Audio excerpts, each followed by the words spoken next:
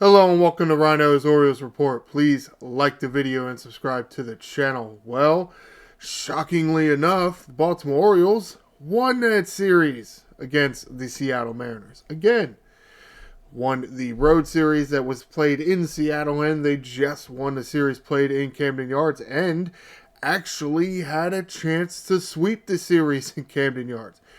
It was doable. It was really doable. Very close game, that first game of the series. And so let's get right to it. You see him on MassonSports.com. Let's get to that first game. Seattle Mariners 1, Baltimore Orioles nothing. See? Close game. 6 hits for the Mariners, 5 hits for the Orioles. Yeah, really close. Could have had that one. Holiday 1 hit, Westberg 0 for 2 strikeouts, Henderson hitting a walk, Rutschman 1 hit, Mountcastle 0 for, DHing, not getting too many chances out there at first base, which makes sense because I don't know how much longer Mountcastle is going to be in this organization. Mayo's got at least, I checked his contract recently, but at least 3 more years. Probably closer to 4, right? Speaking of Mayo, 0 for 2 strikeouts. Ryno 1 hit, pinch ran for late by Mr. Daniel Johnson. New guy. Yeah, lots of waiver claims this time of year. Dylan Carlson 1 hit. Yay! Finally Carlson gets a hit. All right. Greg Allen 0 for. Jeremiah Jackson pinch hitting late. 0 for. Jackson goes to play right field, and then Daniel Johnson, who pinch ran, goes and plays center field. Now, Jeremiah Jackson is definitely improving. We saw a bit of improvement defensively in this series. Okay, cool. That's great. Kid can learn, and relatively quickly, because yeah, I probably gave him a little more shit than I guess I should have, but I don't know, man. High pop. Yeah, how do you miss that out there in Chicago? Okay, it's windy. I don't know, man. I don't know how I missed it, but it's whatever. A little bit more improvement. Everybody likes to say, oh, the throw was it yesterday? Oh, in the first inning, he throws and he gets him out. I'm like, well, all right, it wasn't the greatest throw. It was quick. Now, he played it pretty well off the wall, turned really quick, and fired. It was, it wasn't right on second base. It was about 10 feet closer to first base than it really should have been, but you got the out. That's really all that matters. But again, improvement, that's the key. Gunnar Henderson with a double, yay! Oh, but it was with 2 outs. That figures. And what really hurts about this is Dean Kramer's performance. Yeah, 101 pitches, and to a certain extent, it almost, you're thinking, why have Dean Kramer throw 101 pitches? Why? Why even send him out for the 8th inning? Why, at this point in the season? However, Dean Kramer pitching a full 8 innings, giving up 5 hits, 1 run, 1 walk, 6 strikeouts. I mean, you see why you wanted to do it. Because he was pitching really good. But at the same time, is the risk worth the reward? No, not really. Rico Garcia finally getting a pitch with the Orioles. Pitching the full 9th inning. Does give up a hit, but no runs, no walks, and no strikeouts. Damn offense just couldn't do nothing. Well, they started manufacturing some shit for the next 2 games. Taking advantage of a few misplays by the Seattle Mariners, if you can really even call some of them misplays. This one, yeah. Seattle Mariners 3, Baltimore Orioles 4.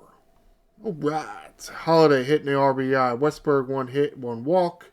Henderson a hit, struck out twice. Rutschman 0 for. Yeah, I really don't see why Rutschman's batting cleanup. He just... whatever. Mountcastle 2 hits, an RBI, and a walk. Ryno 0 for with 3 strikeouts. I mean, part of that is because nobody else is really that good. But to a certain extent, if you put Mountcastle 4, and then Rutschman 5, and then Mayo 6, yeah, you would have that righty switch righty. But I don't know that that's necessarily a bad thing. But do whatever. Greg Allen is a defensive replacement later in the game because his defense is a little better than Ryno does. That's fine. Ofer in his only plate appearance with a strikeout. Mayo, 1 hit.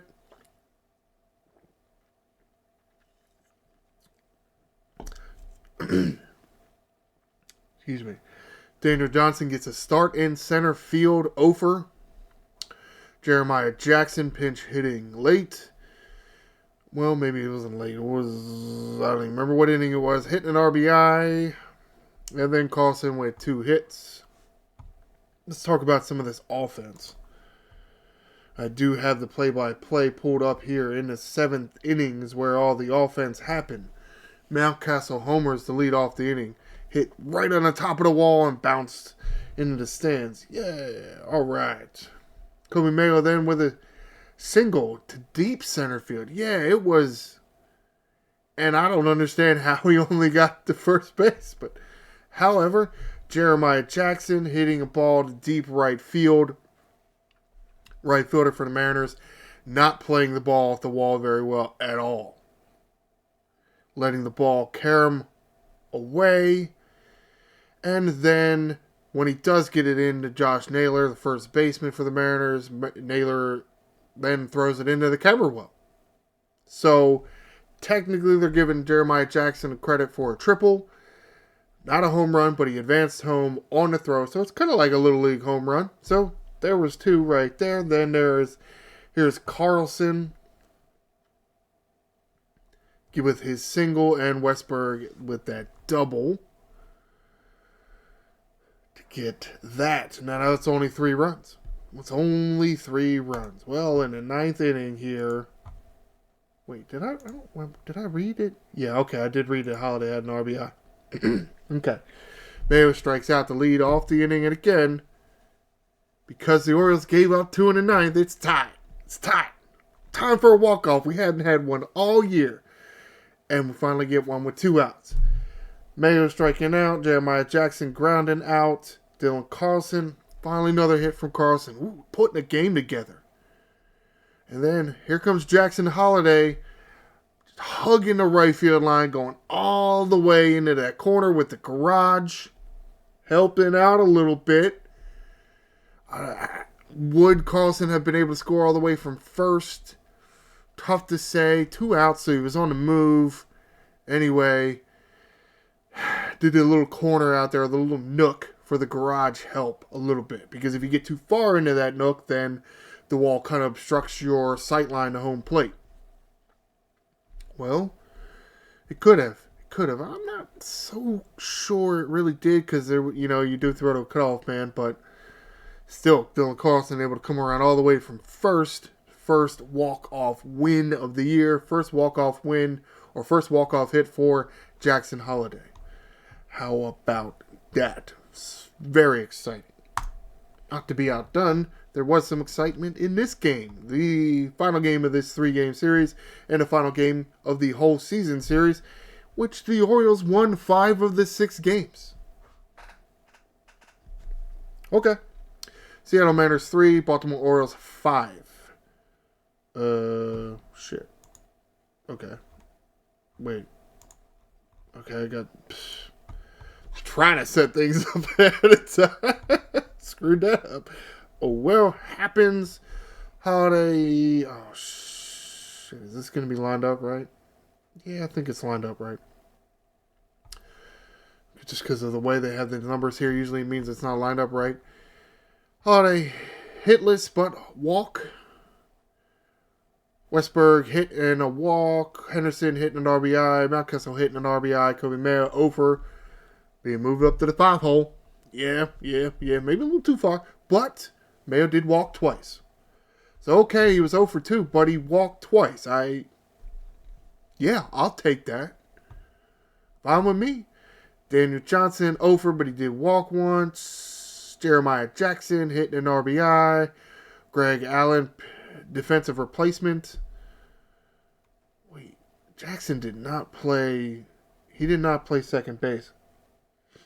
He's listed as an infielder, but you're never going to get in here on the infield in this team, so playing the outfield. And that's, to a certain extent, that is why he hasn't maybe played as good a defense as I would like, but oh well. Kind of an ass right there, but that's fine. Greg Allen coming in to play center field, and then who moved over?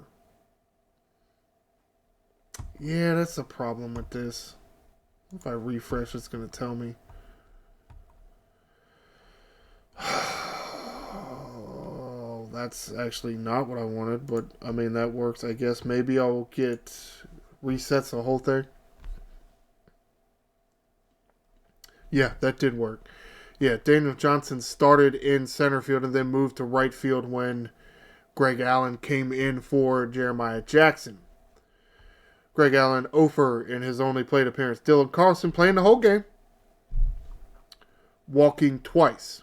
Hey, I mean, a lot of cases a hit really is as good as a walk. Now, maybe if you're the 4 or 5 man, maybe a hit really isn't always as good as a walk, because if there's runners on, you'd rather your 4 or 5 man drive them in. But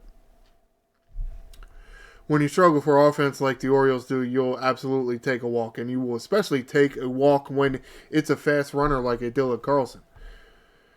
Alex Jackson, I want to call him Austin Jackson. Alex Jackson.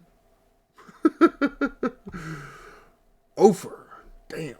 Henderson with a double. Only extra base hit to speak of. But somehow they put up 5 runs? Yeah. Mountcastle stole 2 bases. Johnson also stole a base. Before we get to the pitching, let's get to this box score. Not this box. The play-by-play. Show you how some of this happened. 3 1/4, 2 1/5. Somewhat. Actually, in the 5th, it was relatively mundane with a bunch of hits. A little different here. Westberg walk. Yeah, then there's a pop-out by Henderson.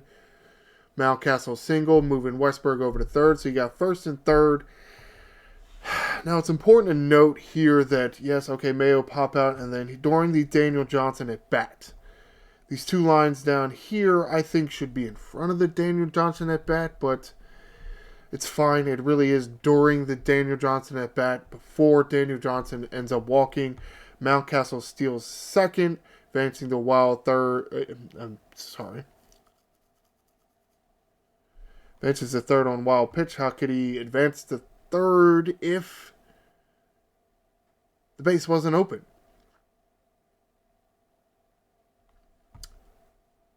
Oh, no, he steals. There's a wild pitch. Mountcastle advances the third. Westberg scores. Now, the box score really doesn't do that any justice. So it's really up to people like me to kind of talk about this play. Now, there was a play at the plate. And you all know the problems with Jordan Westberg and him sliding. I didn't really like the fact that the pitcher, when he does try to get the ball, also kind of dives, or maybe leading with his knee into the runner. I don't like that. That's like he's trying to tackle somebody with his knee. I'm not sure that really should be allowed. You get why he did it, but you're having collisions like that on a player trying to dive into the home plate, even if he was standing up. If you're going to go in there and take his legs out, man. And maybe I don't really like it because of the way Jordan Westberg plays. Of course, he went in head first in this dive.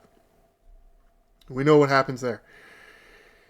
Luckily, the hand that's facing the center of the field, where the pitcher was coming from, that's where he had the oven mitt. So, a lot more protection there.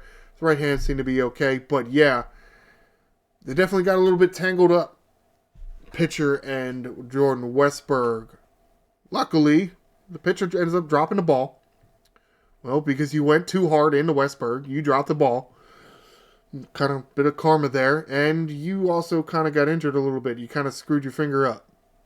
Yeah. Maybe that's another reason why you don't really want pitchers crashing into runners at home plate. They could really end up screwing up their pitching hand. And yeah, he did. I mean, how screwed up? I don't know. Probably more than nail. If I was watching anything, or if I was understanding what I was watching, definitely looked like the nail that got screwed up. I want to say his middle finger, right? Is his middle finger nail that got screwed up? Well, yeah, definitely affecting the way he pitched. But we got the run. It was exciting plays.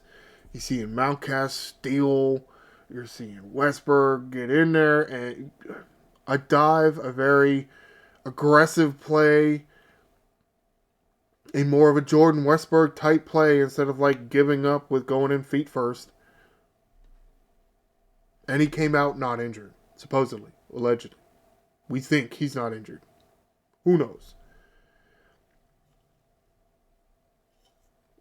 So now you got Mountcastle on third.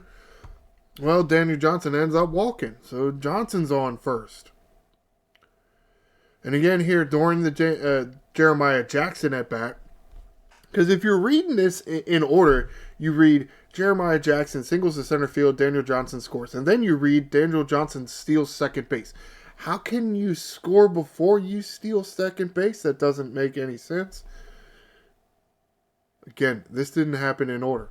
I think this stuff should be ahead of the bat, but it's fine. Double steal play. And yeah, issues with Mountcastle and his double steal shit, because that's how he injured his hamstring in Chicago. It was against the White Sox. Were they in Chicago? At Comiskey Field? Or what do they call it now? Yeah, they were in Chicago. Or Chicago. However, whichever one. Johnson steals second. They throw, and Mountcastle comes in. Again, he's supposedly not injured.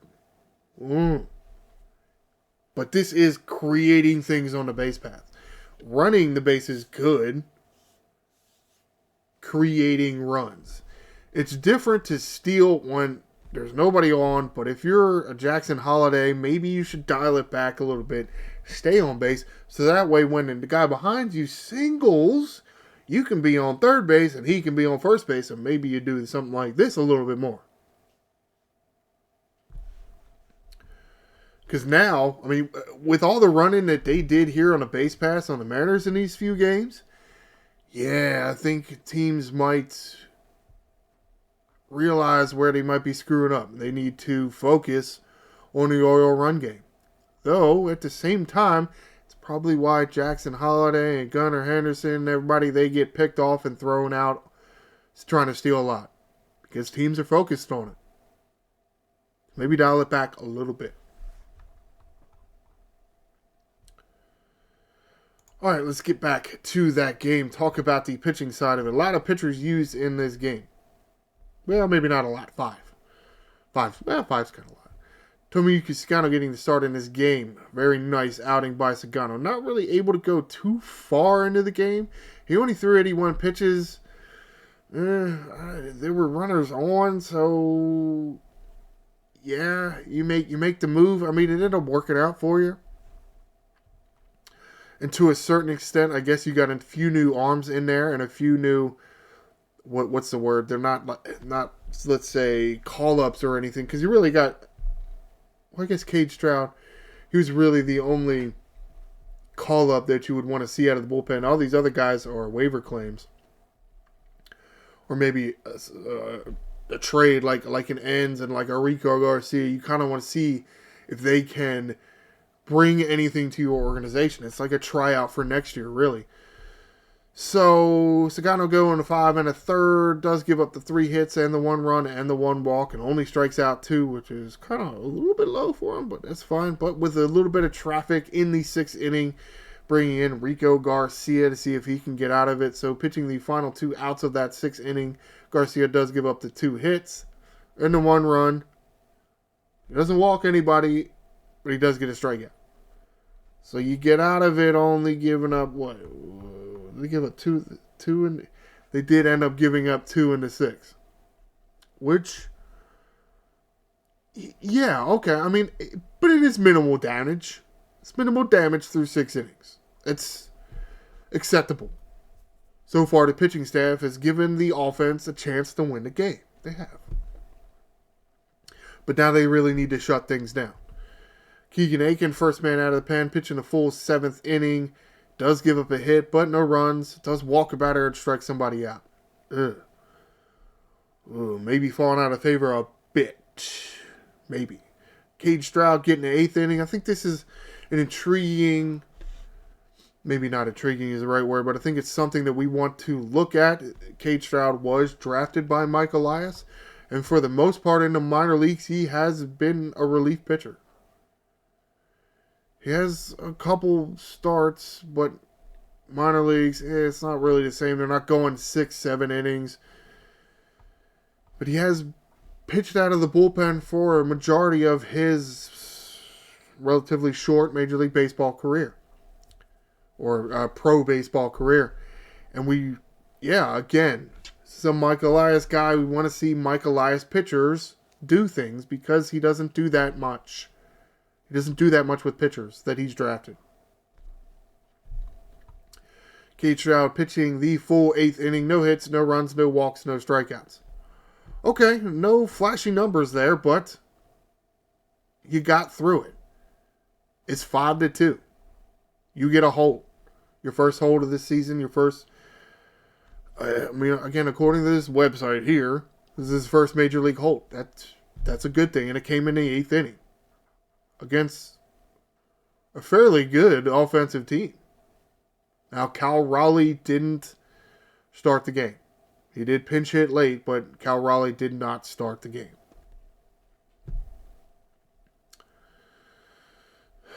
Wait, I know I was bragging that, I set everything up, but I didn't. Oh, you know what?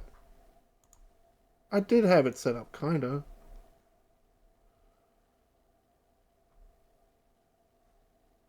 I do have it set up. Son of a bitch.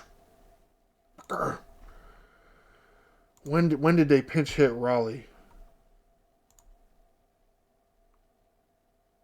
In the 9th inning. They pinch hit Raleigh in the 9th inning. Wait, who did Stroud face? Stroud faces Julio Rodriguez, Jorge Polanco, and Eugenio Suarez, which they're no slouches. I mean, you look over here, that's your 3rd place hitter, your DH, your cleanup guy, and your 5th place hitter for the Mariners. Again, without Cal Raleigh. But it's a pretty good offensive trio. So, seeing Cade Stroud get through that, it's a good thing. Dietrich ends getting the save opportunity. He ends up getting a save. It was a little shaky. You saw that was the inning that the Mariners chose to pinch hit Cal Raleigh because they had some things going.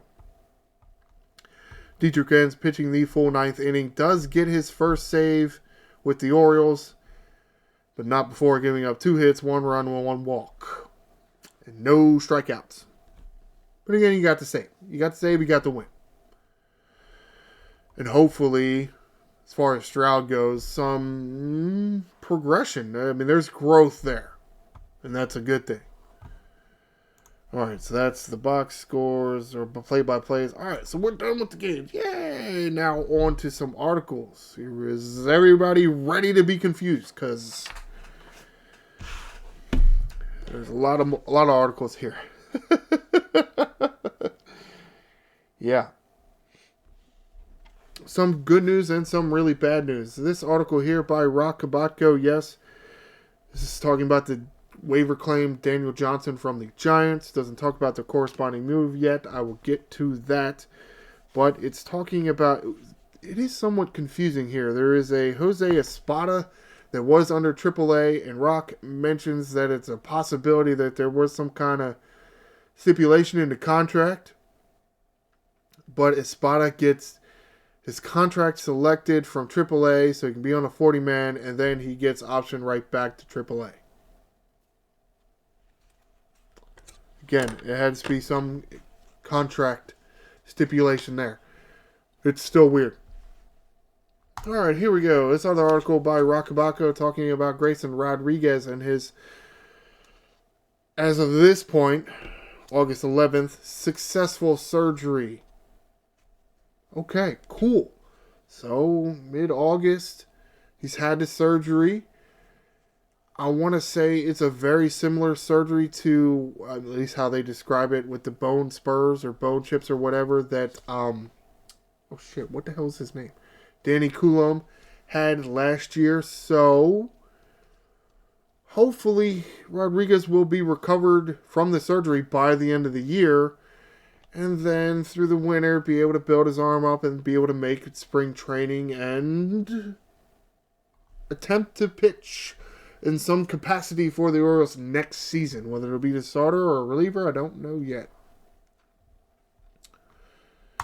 Alright, this post here by the Masson staff. Yes, Daniel Johnson, who was claimed off of waivers, activated. And Jordan Adams to make room for Daniel Johnson. Jordan Adams sent to AAA Norfolk. I feel like I really can't give an opinion on Jordan Adams because I feel like I never see him play. With any kind of luck, he gets one start a week. That's not enough for any kind of evaluation. And I guess maybe the only evaluation you can make is nobody in this organization is really high on him. He's just a placeholder. Just a placeholder.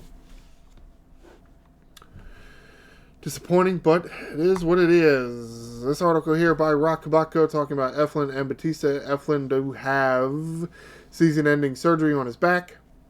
Now, it's also discussed that because of the what's the word? The high profile that Eflin carries with him, he will. What's the word? Where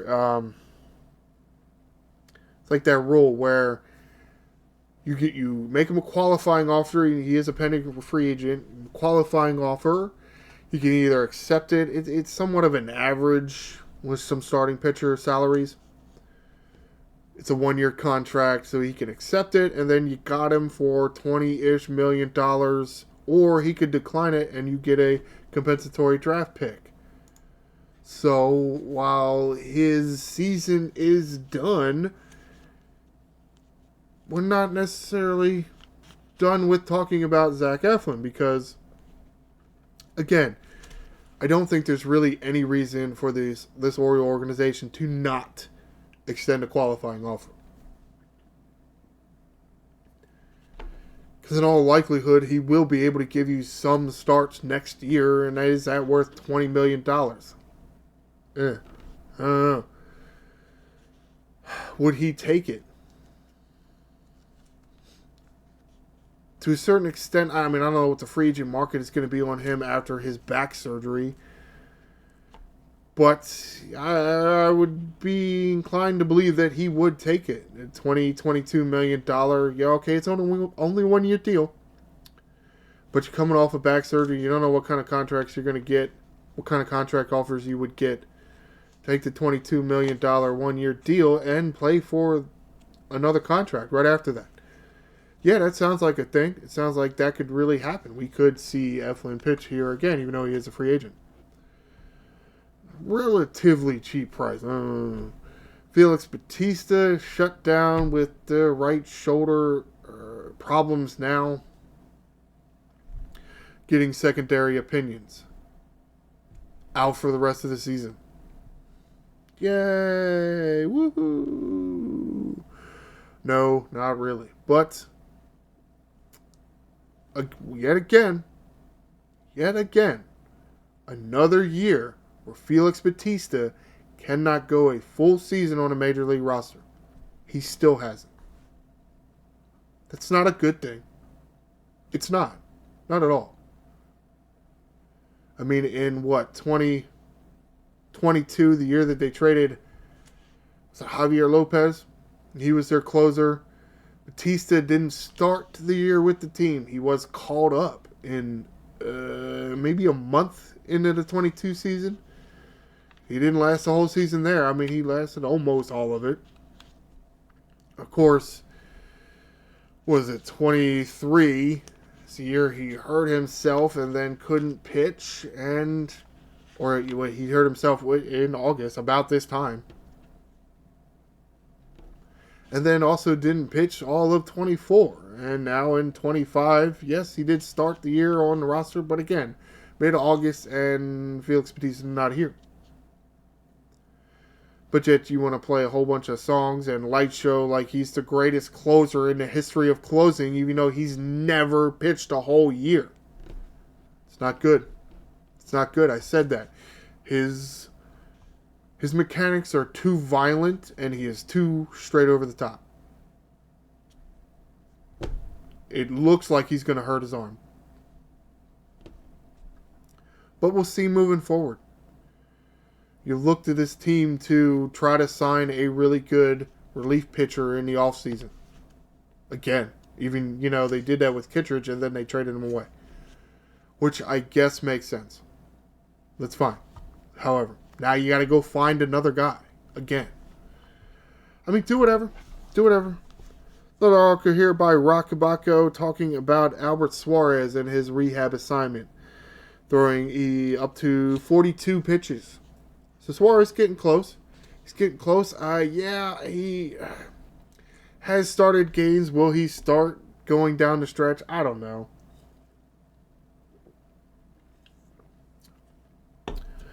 I mean, it's tough to say. I mean, with Bradish and Wells coming back, do you want Suarez to really be a starter for the last month in the season? It's whatever, man. I mean, I guess you do want him to get up to 50 to 60 pitches, maybe even 70. It's tough to say how many more outings Suarez will have. I mean, I would say at least one, probably two. But Suarez getting closer. And it feels like he went out in the first week of this season. Just getting back. Whew. Wow. Other article here by Rockabacco talking about Colt Cowser. Yeah, there are other things in here, but the main thing I'm pulling out from these articles is what I'm telling you about. There's other things in there. Colt Cowser, Rock mentioning Colt Cowser here, was eligible to be removed from the concussion list Thursday. This past Thursday, as in yesterday. It's not going to happen. It's not going to happen anytime soon either. I mean, I guess it depends on your definition of soon. The way Rock mentions it in this article, I'm going to say it's not going to be today and it's not going to be tomorrow either. At the earliest, probably Monday. Which, I mean, kind of makes sense. I mean, this season's over. You might as well try to make sure the guy can stay relatively healthy. All right, last article here about Kyle Bradish. Kyle Bradish in his most recent rehab start up to 74 pitches. Okay. And Rock mentioned using a very big word, penultimate, that was probably his penultimate outing. I would say, yeah, if he's up to 74 pitches, that's got to be it. Now, they do have the 3 starters already set up, or at least announced anyway. So, probably, I mean, it's tough to say. But I do think Bradish is about ready to come back. Looking at the schedule here, Friday, Saturday, and Sunday, scheduled with the Houston Astros in Houston. It's possible that Bradish comes back for a Monday start in Boston. It's possible. It's really possible. Now, well, it would have been Thursday night, right, that he pitched. Was it Wednesday night? I think it was Thursday night. I forgot what night it was already. What was the date on this article? 15th? That's today. Okay, so Rock mentions last night, so it was the 14th that Bradish pitched. So 1, 2, 3, 4, Tuesday. Maybe Tuesday in Boston we see Kyle Bradish. It's possible. I'm thinking that's a good idea. I'm thinking it's a really good idea. But we'll see. Only because it really makes me right. Because what did I say? August 20th? Yeah. All right. Yes. Orioles traveling to Houston. It's weird to, not have an off day when you got to travel halfway across the country, but it is what it is, I guess. Starting tonight, starting a 3-game set with the Houston Astros in Houston. Friday, tonight's game starts at 8:10, or scheduled to start at 8:10. Saturday's game scheduled to start at 7:10. Sunday's game scheduled to start at 2:10. No off day Monday. The Orioles traveling back to the East Coast to play Boston Red Sox for a 2-game series. Okay, boss. So that's going to do it for this edition of Ryno's Orioles Report. Please stay tuned for Monday, and I will talk about the series between the Baltimore Orioles and the Houston Astros. Please like the video and subscribe to the channel. I am the Angry Ryno, and this is Birdland.